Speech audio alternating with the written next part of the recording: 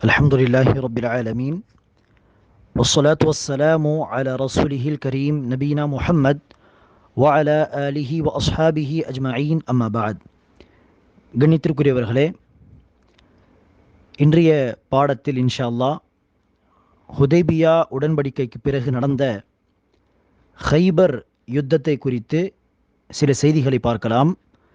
இன்றைய பாடத்தை ஆரம்பிப்பதற்கு முன்பு கடைசி பாடத்தில் நான் தவறாக பதிவு செய்த விஷயத்தை திருத்தி சொல்வது அவசியம் என கருதுகிறேன். ஹுதைபியா உடன்படிக்கையின் பொழுது ரசூல் ஸல்லல்லாஹு அவர்களோடு அந்த பயணத்தில் இருந்த மனைவி உம்மு சலமா ரதியல்லாஹு அன்ஹா அவர்கள்தானே தவிர உம்மு ஹபீபா என்று நான் தவறாக சொல்லிவிட்டேன். எனவே அதை எல்லோரும் திருத்திக் கொள்ளுங்கள். அந்த பயணத்தில் ரசூல் அவர்களோடு இருந்து, யா ரசூலுல்லாஹ், நீங்கள் தன்னுடைய பிராணியை அறுத்து பலியிடுவதாக சஹாபா பார்த்தால் எல்லோரும் அறுத்து பலியிடுவார்கள். இப்போது அவர்கள் ஒரு கவலையில் இருந்து நீங்கள் சொல்வதை கேட்காமல் இருக்கிறார்கள் என்று மஷ்வரா கொடுத்த ரசூலுடைய மனைவி உம்மு ஹபீபா அல்ல, மாறாக உம்மு சலமா. கணித்திற்குரியவர்களே, ஹுதைபியா உடன்படிக்கையின் பொழுது உமர் ரதியல்லாஹு அன்ஹு அவர்கள் சற்று கடுமையாக பேசியது, காஃபிர்கள் அசத்தியத்தில் இருந்து நாங்கள் ஏன் இப்படி பயந்து அவர்கள் வைக்கக்கூடிய அனைத்து விஷயங்களையும் ஏற்றுக்கொள்வது, இந்த வருடம் உம்ரா செய்ய முடியாது, சரி, மதீனாவிலிருந்து ஒரு முஸ்லீம் மக்காவுக்கு வந்தால் நாங்கள் பிடித்து வைத்துக் கொள்வோம், மக்காவிலிருந்து ஒருவர் இஸ்லாத்தை ஏற்று மதீனாவுக்கு வந்தால் இடம் கொடுக்கக்கூடாது, அதுக்கும் ரசூல் அவர்கள் சரி என்று சொன்னார்கள். இனி இப்படி ஏன் அவர்களுடைய வார்த்தைக்கு கட்டுப்பட்டு போக வேண்டும் என்று சற்று கடுமையாக பேசிவிட்டார், கோபப்பட்டு விட்டார். அந்த நேரத்தில் நாம் சொன்னது போல் அபூபக்கர் சித்திக் ரலியல்லாஹு அன்ஹு அவர்கள் தான் என்ன செய்தார்கள், உறுதியாக நின்று ரசூல் அவர்கள் ஒரு முடிவை எடுக்கிறார் என்று சொன்னால் அதுதான் நல்ல முடிவாக இருக்கும் என்பதை சொல்லி சொல்லி சமாதானப்படுத்தினார். ஒரு வகையான கவலையில் சஹாபா பெருமக்கள் இருந்தார்கள். எனவே கணித்திற்குரியவர்களே, இந்த சம்பவத்தை குறித்து உமர் ரலியல்லாஹு அன்ஹு அவர்கள் சொல்கிறார்கள், வாழ்நாள் முழுவதும் நான் நஃபில் தொழுகைகளை, நஃபில் நோன்புகளை அதிகமாக நோற்றி வந்தேன். எந்த நியத்துடன் என்று சொன்னால், நான் அன்று சற்று கோபமாக பேசினேன், கடுமையாக நடந்து கொண்டேனே, அதற்கு பதிலாக அல்லாஹ் சுப்ஹானஹு வ தஆலா இந்த தொழுகை, இந்த நோன்பை வைத்து என்னை மன்னித்து விட வேண்டும் என்று நான் தொடர்ந்து அதிகமாக நஃபில் நோன்புகளையும் அதிகமாக நஃபில் தொழுகைகளையும் தொழுது வந்து கொண்டிருக்கிறேன் என்று உமர் ரலியல்லாஹு அன்ஹு அவர்கள் சொல்கிறார். எனவே கடைசி நேரம் வரை உமர் ரலியல்லாஹு அன்ஹு அவர்களுக்கு இந்த விஷயம் மனதில் உறுத்தி கொண்டே இருந்தது என்பதை நம்மால் பார்க்க முடிகிறது. இப்படி ஹுதைபியாவுக்கு பிறகு, உடன்படிக்கைக்கு பிறகு ரசூல் ஸல்லல்லாஹு அலைஹி வஸல்லம் அவர்கள் மதீனாவுக்கு திரும்பி கொண்டிருந்த அந்த நேரத்தில்தான் ஃபத்ஹ் அத்தியாயத்தை அல்லாஹ் சுப்ஹானஹு வ தஆலா இறக்கி வைத்தான். அந்த அத்தியாயத்தின் ஆரம்பத்தில் அல்லாஹ் சுப்ஹானஹு வ தஆலா இன்னா ஃபத்ஹ்னா லக ஃபத்ஹம் முபீனா, நபியே, நிச்சயமாக நாம் உங்களுக்கு ஒரு தெளிவான, ஒரு மகத்தான வெற்றியை கொடுத்திருக்கிறோம் என்று ஹுதைபியா உடன்படிக்கையை அல்லாஹ் சுப்ஹானஹு வ தஆலா மகத்தான வெற்றி, வெளிப்படையான ஒரு வெற்றி என்று அல்லாஹ் குறிப்பிடுகிறான். ஏனெனில் ஹுதைபியா உடன்படிக்கைக்கான வெளிப்பாடுகள் அப்படி இருந்தது. அடுத்த கட்டத்திலே ஹுதைபியா உடன்படிக்கைக்கு பிறகுதான் ஹாலித் பின் வலீத் ரதியல்லாஹு அன்ஹு அவர்கள் இஸ்லாத்தை தழுவினார்கள். அல்லாஹ் சுப்ஹானஹு வ தஆலா ஹாலித் பின் வலீதை கொண்டு ஈராக் நாடு, ஷாம் நாடு, இதையெல்லாம் அல்லாஹ் சுப்ஹானஹு வ தஆலா முஸ்லிம்களுக்கு வழங்கினான். இவர்கள் தான் அதை கைப்பற்றினார்கள். இவருடைய தலைமையில்தான் அங்கு போர் புரிந்தார்கள் முஸ்லிம்கள். இந்த ஹுதைபியா உடன்படிக்கைக்கு பிறகுதான் அமர் பின் ஆஸ் ரதியல்லாஹு அன்ஹு அவர்கள் இஸ்லாத்தை தழுவினார். அவர்களால் தான் அல்லாஹ் சுப்ஹானஹு வ தஆலா மிஸ்ர், எகிப்தை முஸ்லிம்களுக்கு வழங்கினான். இவருடைய தலைமையில்தான் முஸ்லிம்கள் எகிப்தை கைப்பற்றினார்கள். இப்படி இன்னும் பல நன்மைகள் நடந்திருக்கிறது. அடுத்து நாம் இன்ஷா அல்லாஹ் பார்ப்போம். எனவே கணித்திற்குரியவர்களே, அல்லாஹ் சுப்ஹானஹு வ தஆலா ஹுதைபியா உடன்படிக்கையை மகத்தான, வெளிப்படையான ஒரு வெற்றி என்று குறிப்பிடுகிறான். ரசூல் ஸல்லல்லாஹு அலைஹி வஸல்லம் அவர்கள் ஹுதைபியா உடன்படிக்கைக்கு பிறகு மதீனாவுக்கு திரும்பினார்கள். ஆனால் அதற்குள் ஒரு செய்தி வருகிறது. பனு நதீர், மதீனாவிலிருந்து நாடு துரத்தப்பட்டார்களே, பனு நதீர் கோத்திரக்காரர்கள், யூதர்கள், அவர்கள் மதீனாவை விட்ட பிறகு ஹைபர் என்கிற ஒரு இடத்திலே இடம் மாற்றம் செய்து அங்கு வசித்து வந்தார்கள்.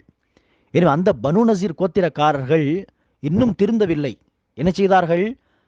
பல கோத்திரக்காரர்களோடு சேர்ந்து, மற்ற முஷ்ரிக்கீன்கள் இருந்தார்கள் அரபுல, அவர்களோடு சேர்ந்து நபிகள் நாயகம் ஸல்லல்லாஹு அவர்களுக்கு எதிராக, சஹாபாக்கு எதிராக படையெடுப்பதாக ஒரு செய்தி வந்தது. அப்போது ரசூல் ஸல்லல்லாஹு அவர்கள் சுல்லுல் ஹுதைபியா உடன்படிக்கை நடந்தது ஷவ்வால் மாதம் ஜில்கைதா மாதத்திலே. ரசூல் ஸல்லல்லாஹு அவர்கள் மதீனா வந்து சேர்ந்தது ஜில்ஹிஜ்ஜா மாதமுடைய கடைசி நாட்கள் இருக்கும். எனவே இந்த செய்தி கிடைத்தவுடனே ரசூல் ஸல்லல்லாஹு அவர்கள் அடுத்த மாதம் முஹர்ரம் மாதம் என்று சொன்னால் அடுத்த வருடம் ஆரம்பித்து விட்டது என்பது அர்த்தம் இல்லையா? எனவே அடுத்த வருடம், அதாவது ஹிஜ்ரி 7ஆம் ஆண்டு முதல் மாதமாகிய முஹர்ரம் மாதத்திலே ரசூல் ஸல்லல்லாஹு அவர்கள்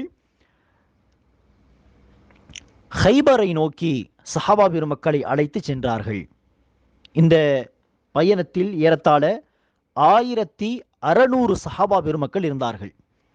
அங்கு சென்ற பிறகு பல நாட்கள் தொடர்ந்து போர் நடந்து கொண்டே இருந்தது. ஏனெனில் இந்த யூதர்கள் பெரிய கோலத்தனமான மக்கள், பேச்சு இருக்கும், மறைமுகமாக சூழ்ச்சி செய்வது, இதெல்லாம் இருக்கும் இவரிடத்திலே. ஆனால் களத்தில் நேரடியாக சந்திக்க வேண்டும் என்று சொன்னால் இவர்களை விட பெரிய கோலத்தனம் உள்ள மக்களை பார்க்கவே முடியாது. எனவே கணித்திற்குரியவர்களே, சஹாபா பெருமக்கள் ரசூல் அவர்கள் வந்திருக்கிறார்கள் என்று அந்த காட்சியை பார்த்தவுடனே ஹைபரிலே இருந்த அரண்மனைகளில், கோட்டைகளில் உள்ளே சென்று உட்கார்ந்து விட்டார்கள், பதுங்கி விட்டார்கள், வெளியே வரவில்லை. எனவே ரசூல் ஸல்லல்லாஹு அலைஹி அவர்கள் பல நாட்கள் அங்கே தங்கி ஒவ்வொரு சஹாபியுடைய தலைமையில் படையை அனுப்பி வைத்து அவர்கள் மீது தாக்குதலை நடத்தினார்கள். அப்போது கணித்திற்குரியவர்களே, அபூபக்கருடைய தலைமையில், உமர் ரலியல்லாஹு தலைமையில் சஹாபா பெருமக்கள் சென்றார்கள். ஆனால் பெரிய வெற்றி கிடைக்கவில்லை.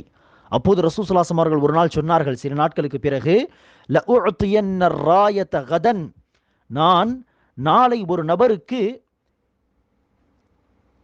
இஸ்லாமின் கொடியை கொடுக்க போகிறேன். அதாவது நாளை நான் அனுப்ப போகின்ற படைக்கு ஒருவர் தலைவராக நியமிக்கப்படுவார், போர் தளபதியாக. அவருடைய கையில் நான் இஸ்லாத்தின் கொடியை கொடுக்க போகிறேன்.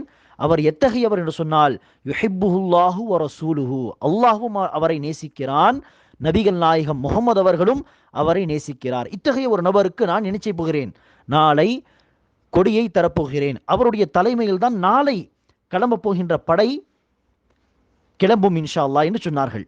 சஹாபா பெருமக்கள் எல்லாம் இரவு முழுவதும் அந்த நபர் நானாக இருக்கக்கூடாதா என்கிற ஒரு ஆசை இருந்தது. அடுத்த நாள் ரசூல் ஸல்லல்லாஹு அலைஹி அவர்கள் சஹாபா பெருமக்கள் எல்லாம் கூடியிருக்க, அலி எங்கே என்று கேட்டார்கள். சஹாபா பெருமக்கள் சொன்னார்கள், அலிக்கு ஏதோ கண்ணில் ஏதோ பிரச்சனை.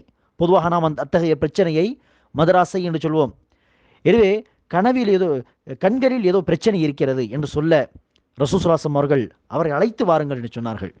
அழைத்து வந்த பிறகு ரசூல் ஸல்லல்லாஹு அலைஹி அவர்கள் தன்னுடைய எச்சிலை அலி ரலியல்லாஹுடைய கண்ணில் தடவிய போது அவர்கள் குணமடைந்தார். இது ரசூல் ஸல்லல்லாஹு அலைஹி வஸல்லம் ஒரு அத்தாட்சி, ஒரு அற்புதம்.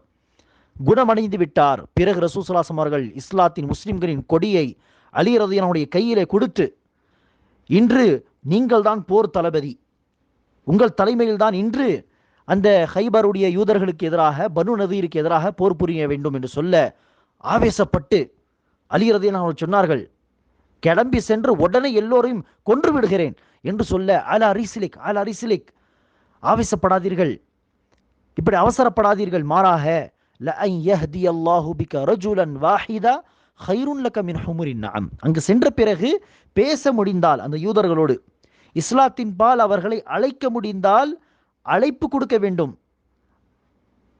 உடனே சென்று கொன்றுவிடக்கூடாது, போர் புரியக்கூடாது, மாறாக இஸ்லாத்தின் பால் அவர்களை அழையுங்கள். எனவே ரசூல் ஸல்லல்லாஹு அலைஹி வஸல்லம் நிலைப்பாடை பாருங்கள். சுப்ஹானல்லாஹ். இந்த பனு நதீர் மதீனாவில் இருந்தபோது முஸ்லிம்களுக்கு தொந்தரவு கொடுத்தார்கள். ரசூல் ஸல்லல்லாஹு அலைஹி வஸல்லம் அவர்களை கொல்ல முயற்சி செய்த கோத்திரம் இது பனு நதீர். துரத்தப்பட்ட பிறகும் என்ன செய்தார்கள்? அஹஸாப் போருக்கு முன்பு, ஹந்தக் போருக்கு முன்பு நாம் பார்த்து இருக்கிறோம், குறைஷியர்களோடு சேர்ந்து முஸ்லிம்களை தாக்க வந்தார்கள்.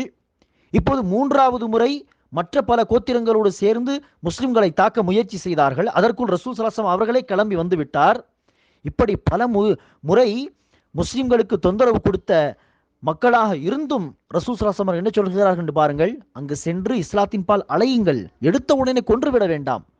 ஏனெனில் உங்களால் ஒரு நபர் நேர்வழிக்கு வந்துவிட்டால் அது உங்களுக்கு அலியே, அது உங்களுக்கு சிகப்பு நிற ஒட்டகங்களை விட சிறந்தது. அதாவது இந்த உலக லாபத்தை விட சிறந்தது.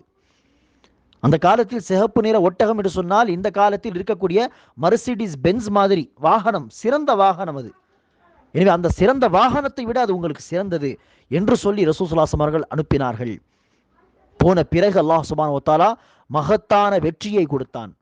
அந்த யூதர்கள் இஸ்லாத்தை ஏற்றுக்கொள்ளவில்லை. ஆனால் போர் நடந்தது, மகத்தான வெற்றி கிடைத்தது. கனிமத் பொருட்களா, ஏராளமான பொருட்கள். அதே நேரத்தில் தான் முத்தஆ என்கிற அந்த திருமண வழிமுறை ஹராமாக்கப்பட்டது. முத்தஆ என்று சொன்னால் என்ன? தற்காலிகமாக ஒரு நிக்காவை செய்வது. போருக்காக ஒரு இடத்துக்கு முஸ்லிம்கள் போகிறார்கள் என்று வைத்துக் கொள்ளுங்கள். அங்கு தற்காலிகமாக அந்த இடத்தில் அந்த பகுதியில் உள்ள ஒரு பெண்ணிடம் திருமணம் முடித்து இத்தனை நாட்களுக்காக, இத்தனை மாதங்களுக்காக என்று ஏற்கனவே பேசி வைத்து அத்தனை நாட்கள் முடிந்த பிறகு விவாகரத்து, தானாக தலாக் கொடுத்துவிட்டு கிளம்பி விடுவார்கள். இந்த வழிமுறையை முத்தஆ என்று சொல்வார்கள். இது அந்த நேரத்தில் ஹராமாக்கப்பட்டது. இது உண்மையிலேயே ஜினா இல்லையா? இது உண்மையிலேயே ஒரு வகையான விபச்சாரம். திருமணம் என்கிற பெயரிலே விபச்சாரம் செய்வது, தற்காலிகமாக நிகா என்கிற பெயரிலே. எனவே இந்த போரின் பொழுதுதான் அல்லாஹ் சுப்ஹானஹு வ தஆலா அது கூடாது, அது தவறான வழிமுறை என்று எப்படி படிப்படையாக பல தவறான விஷயங்களை எல்லாம் ஹராமாக்கினானோ, மது அருந்துவது, இது அது என்று சொல்லி. எனவே இந்த நேரத்தில் தான் ஹைபரில் தான் இந்த தவறான வழிமுறையானது ஹராமாக்கப்பட்டது. ஆனால் இன்றும் இந்த ஷியாக்கள் என்கிற ஹபீஸ் கூட்டம் இன்றும் முத்தஆ என்பது ஒரு அனுமதிக்கப்பட்ட ஒரு திருமண வழிமுறை அப்படியும் சொல்வதில்லை. மாறாக ஒரு மகத்தான ஒரு வணக்கம் என்று சொல்வார்கள். முத்தஆ என்கிற அந்த திருமணத்தை ஒரு மகத்தான ஒரு வணக்கம், ஒரு இபாதத். எப்படி நாங்கள் ஹஜ் உம்ரா செய்வது ஒரு இபாதத் என்று பார்க்கிறோமோ, அது போன்ற அந்த மக்கள் என்ன செய்வார்கள் தெரியுமா? முத்தஆ என்கிற நிக்கா செய்வது ஒரு மகத்தான வணக்கம். அந்த ஷியாவில் இருக்கக்கூடிய பெரிய பெரிய தலைவர்கள், அறிஞர்கள் என்று யார் இருக்கிறார்களோ அவர்களிடத்தில் என்ன செய்வார்கள்? தன்னுடைய பிள்ளைகளை, பெண் பிள்ளைகளை முத்தஆவுக்காக வேண்டி விட்டு வருவார்கள். இத்தனை நாட்களுக்கு நீங்கள் நிக்கா செய்து வையுங்கள் என்று. நஊது பில்லாஹ், அத்தகைய ஒரு ஹபீஸான ஒரு கூட்டம் இது. எனவே கணித்திற்குரியவர்களே, ஹைபர் போரின் பொழுது முத்தஆ நிக்கா ஹராமாக்கப்பட்டது. அதே ஹைபர் போரின் பொழுதுதான் கோவரு கழுதையுடைய மாமிசம் ஹராமாக்கப்பட்டது. கோவரு கழுதை ஹராமாக்கப்பட்டது. இதற்கு பிறகு அதை உண்ணக்கூடாது. சஹாபா பெருமக்கள் இந்த போரின் பொழுது கோவரு கழுதையை அறுத்து மாமிசத்தை சமைத்து கொண்டிருந்தார்கள். இந்த அறிவிப்பு கேட்ட உடனே அப்படி அந்த பானையெல்லாம் கீழே தூக்கி வீசி விட்டார்கள். கணித்திற்குரியவர்களே, இந்த மகத்தான வெற்றியின் பொழுது அந்த பனு நதீர் யூதர்கள் ரசூலிடத்தில் வந்து ஒரு கோரிக்கை வைத்தார்கள். முகமது அவர்களே, நாம் இந்த இடத்தில் ஹைபர் என்கிற இடம் நமக்கே சொந்தமாக இருக்கட்டும், நாங்கள் இங்கே வசிக்கிறோம், எங்களை துரத்திவிட வேண்டாம், நாங்கள் இங்கே வசிக்கிறோம், இந்த நிலம், இந்த இடம் நமக்கு சொந்தமாக இருக்கட்டும். ஆனால் இங்கு வரக்கூடிய விளைச்சலில் இருந்து சரி பாதி அளவு, பாதி பங்கு நாங்கள் மதீனாவுக்கு கொடுத்து அனுப்பிவிடுவோம் உங்களுக்காக. எனவே இதே இடத்தில் இருக்க அனுமதி தாருங்கள் என்று சொல்ல ரசூல் ஸல்லல்லாஹு அலைஹி வஸல்லம் அவர்கள் அதை அந்த கோரிக்கையை ஏற்றுக்கொண்டார்கள். அங்கே இருக்கக்கூடிய அனுமதியை ரசூல் ஸல்லல்லாஹு அலைஹி வஸல்லம் அவர்கள் தந்தார்கள். இப்படி கணித்திற்குரியவர்களே, பல நாட்கள் அங்கு தங்கி போர் புரிந்து பல முறை படையை அனுப்பி இறுதியில் அலி ரலியல்லாஹு அன்ஹுடைய தலைமையில் சென்ற பிறகுதான் அல்லாஹ் வெற்றியை கொடுத்தான். இப்படி இதுதான் கடைசி ரசூலுடைய வாழ்க்கையில் யூதர்கள் செய்த கடைசி ஒரு சூழ்ச்சி என்று சொல்லலாம், ஒரு முயற்சி என்று சொல்லலாம் முஸ்லிம்களுக்கு எதிராக. ஹைபருக்கு பிறகு ரசூல் ஸல்லல்லாஹு அலைஹி வஸல்லம் அவர்கள் மதீனா திரும்பினார்கள். அப்போது ரசூல் ஸல்லல்லாஹு அலைஹி வஸல்லம் அவர்கள் பெரிய பெரிய அரசர்கள், அரபுக்கு வெளியே பல நாடுகளில் இருந்த பெரிய பெரிய அரசர்களுக்கு ரசூல் ஸல்லல்லாஹு அலைஹி வஸல்லம் அவர்கள் கடிதங்கள் எழுதி அனுப்பி இஸ்லாத்தின் பால் அழைத்தார்கள், அழைப்பு பணி செய்தார்கள். அரசர்களுக்கு கடிதங்களை எழுதி அனுப்பி. ஏனெனில் ஹுதைபியா உடன்படிக்கையில் குறிப்பிட்ட ஒரு விஷயம் என்ன? 10 வருடங்களுக்கு போர் கூடாது, போர் வேண்டாம். முஹம்மது ஸல்லல்லாஹு அலைஹி வஸல்லம் அவர்கள் எந்த கோத்திரக்காரர்களோடு சேர்ந்து ஒப்பந்தம் செய்ய விரும்பினாலும் செய்யலாம் என்று சொல்லியிருந்தார்களே. எனவேதான் அரசர்களுக்கு, பெரிய பெரிய அரசர்களுக்கு அழைப்பு பணி செய்யலாம், எந்த ஒரு இடையூறும் கிடையாது 10 வருடங்களுக்கு. எனவே ரசூலுல்லாஹி அவர்கள் இப்படி நாடிய பொழுது ஒரு ரசூலுல்லாஹி அவர்களுக்கு ஒரு தேவை ஏற்பட்டது. அது என்ன? பெரிய பெரிய அரசர்கள் அந்த காலத்தில் ஒரு கடிதம் வந்தால் அதில் முத்திரை இல்லை என்று சொன்னால் அந்த கடிதத்தை வாசிக்கவே மாட்டார்கள். முத்திரை இருக்க வேண்டும்.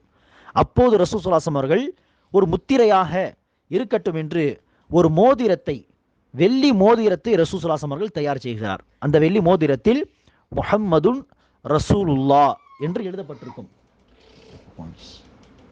கீழே முஹம்மத், அதற்கு மேல் ரசூல், அதற்கு மேல் அல்லாஹ் என்கிற இந்த வடிவத்தில் முஹம்மது ரசூலுல்லா என்று எழுதப்பட்ட ஒரு மோதிரத்தை, அதையே முத்திரையாக ரசூல் அவர்கள் பயன்படுத்துவார்கள். இதை ரசூல் ஸல்லல்லாஹு அலைஹி வஸல்லம் அவர்கள் தயார் செய்தார்கள்.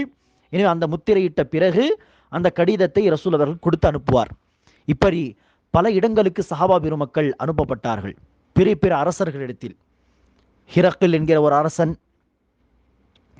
அதேபோல் ஈரான் நாட்டு அரசர், இப்படி பல அரசர்களை நோக்கி சஹாபா பெருமக்கள் அனுப்பப்பட்டார்கள். அந்த நேரத்தில் பஸ்ரா நாட்டு அரசனை நோக்கி சென்ற ஒரு சஹாபி, தூதராக அனுப்பப்பட்ட சஹாபி ஹாரிஸ் பின் உமைர், அவர் அங்கு கொல்லப்படுகிறார். இஸ்லாத்தில் மட்டுமே அல்ல, சர்வதேச அளவில் ஒரு சட்டம் இருக்கிறது. அந்த காலத்திலும் சரி, இந்த காலத்திலும் சரி, ஒரு தூதர் என்று, ஒரு நாட்டிலிருந்து ஒரு தூதர் என்று வந்தால் அவரை கண்ணியப்படுத்த வேண்டும், சிறப்பாக கவனித்து தான் அனுப்ப வேண்டுமே தவிர கொல்லக்கூடாது. எத்தகைய ஒரு கோரிக்கை அவர் எடுத்து வைத்தாலும் சரி, எந்த ஒரு விஷயத்தை எடுத்து சொன்னாலும் சரி, இன்னொரு நாட்டிலிருந்து வந்த ஒரு தூதரை கொல்வது மிகப்பெரிய ஒரு குற்றமாக கருதப்படுகிறது, அந்த காலத்திலும் இந்த காலத்திலும் சர்வதேச அளவில். எனவே ரசூலுடைய தூதரை அந்த அரசன் என்ன செய்கிறான்? ஷுரஹ்பீல் பின் அம்ர் என்கிற அரசன் கொன்று விடுகிறான். எனவே இதற்கு பழி வாங்க வேண்டும் என்று சொல்லி ரசூல் ஸல்லல்லாஹு அலைஹி வஸல்லம் அவர்கள் 8ஆம் ஆண்டு, ஹிஜ்ரி 8ஆம் ஆண்டு, 7ஆம் ஆண்டு ஹைபர் யுத்தம் நடந்தது. 8ஆம் ஆண்டு ரசூல் ஸல்லல்லாஹு அலைஹி வஸல்லம் அவர்கள் முக்தா என்கிற போருக்கான ஏற்பாடுகளை செய்கிறார்கள். இது எதற்காக? ரசூல் ஸல்லல்லாஹு அலைஹி வஸல்லம் உடைய தூதர் ஹாரிஸ் பின் உமைர் கொல்லப்பட்ட காரணத்தினால் 8ஆம் ஆண்டு நடந்த போர், அந்த போருக்கான பெயர் தான் முக்தா என்கிற போர்.